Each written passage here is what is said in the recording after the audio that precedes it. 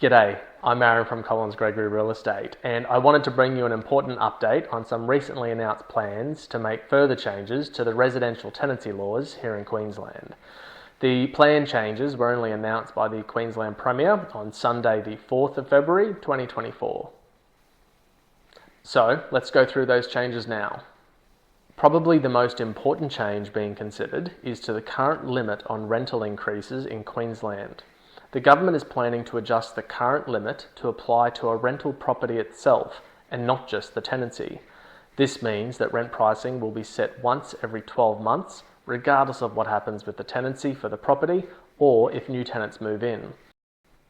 As with all these changes, the detail of the proposed laws will be important, and we should be able to provide more insight into this once the planned amendments have been released. The government is planning to introduce a portable bond scheme.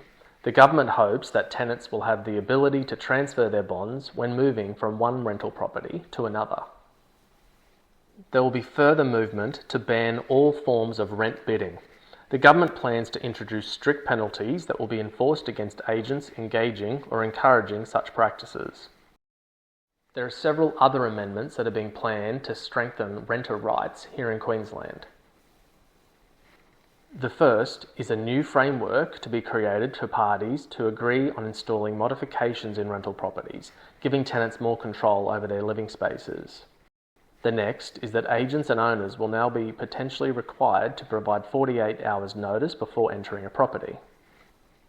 There are also changes being considered to tenant application requirements to ensure fair and reasonable information is requested during a rental application process. On reletting costs associated with the reletting of a property will be limited based on the remaining duration of a fixed-term lease.